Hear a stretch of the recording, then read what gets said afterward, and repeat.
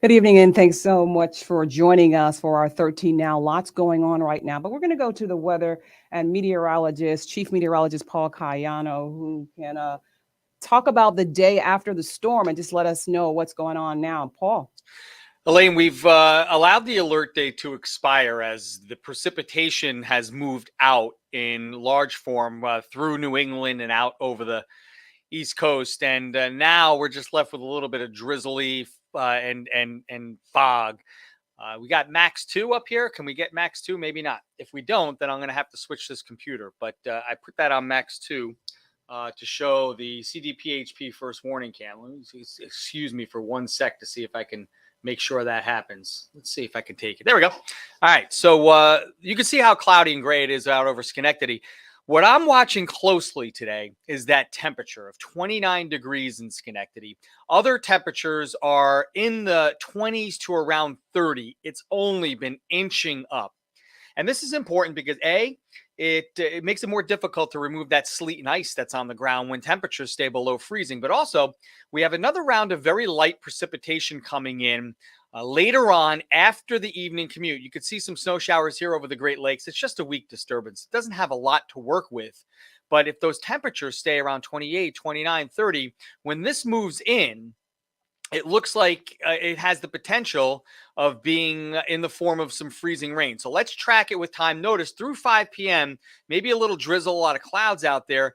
But this stuff coming through at around 9, 9:15, 9:30 looks like rain here in the green. But if temperatures are below freezing, then we could be looking at a little bit of icing. So extra ice melt perhaps on the front walk, the driveway, the stairs, just to make sure as this batch comes through tonight. Then when it leaves, we start a more substantial drying trend into tomorrow, which of course will also include windy and colder weather for Friday, wind gusts up over 30 miles an hour.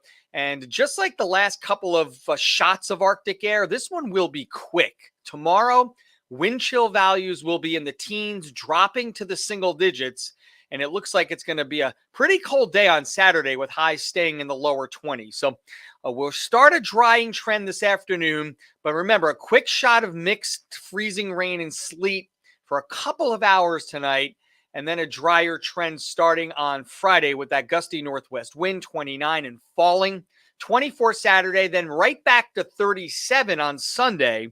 So just like the last couple of this Arctic air, short-lived. Some snow showers and flurries over the weekend, not much. And then on Tuesday, a more substantial system will approach with another mess the way it looks. So we'll be watching that closely through the weekend and into the early part of next week, Elaine. All right, Paul. Thanks so very much for that. All And right, of we'll see you course, later on. all right, Paul, see ya. And we, of course, will have much more for you tonight in our evening newscast. And we continue to follow some breaking news. An autopsy is being done on a body that was found in the Mohawk River on yesterday. Now, family members are telling us that the body is that of 14-year-old Samantha Humphrey. We are going to go now live to Dan Levy. Dan has been following this story since Samantha went missing the day after Thanksgiving. And Dan, what can you share with us today? Well, hi there, Elaine. I have just confirmed that the autopsy on the body pulled from the Mohawk River yesterday is underway as we speak. It's now been about 22 hours since that body was pulled out of the water by state police divers. And even though Schenectady police have not yet officially identified the body, family members of Samantha Humphrey have posted messages on their social media indicating that they appear to be coming to grips with the reality that the 3-month long search for Samantha is over with. We were monitoring some of the social media posts earlier today. One family member wrote, and I'm quoting here, "When a blank day becomes an even more terrible day," um, is what one of Samantha's relatives posted. She went on to say, "But at least now there is closure of sorts, and we have all dreaded this day, and here it is." Well, at this point, the Schenectady Police Chief, Eric Clifford, will only confirm that a body has been pulled out of the water. He says that he cannot confirm who it is or the gender or the age, but he did tell me yesterday that the body appeared to have been in the water for quite a while. And News Channel 13 has learned through sources that the body was found in a shopping cart. Police have not confirmed that detail. I did speak with a family member about 20 minutes ago who told me, first of all, we're not surprised that this day has arrived, but they also said, what did she do? Tie herself up in a shopping cart and sink herself?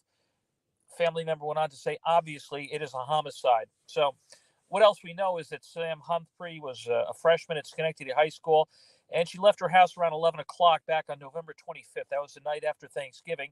And family members told me that she had plans to meet up with an ex-boyfriend at Riverside Park in Schenectady.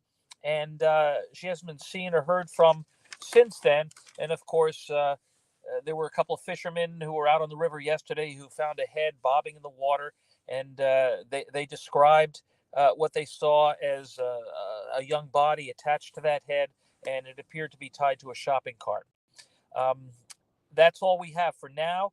Obviously, it's a heartbreaking ending to a young girl's life, and we hope to have more information. And hopefully, detectives will be able to piece all this together when they have the autopsy results. Elaine?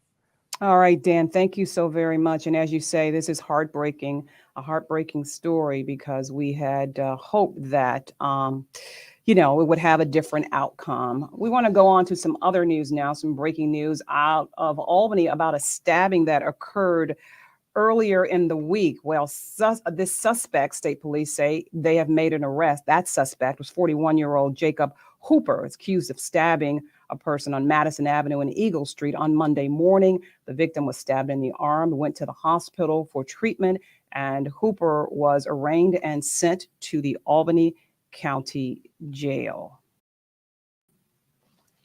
And so that is going to wrap it up for us right now. We are going to have more news tonight in our evening newscast. We thank you so much for joining us. Have a great day. I'll see you tonight at 5.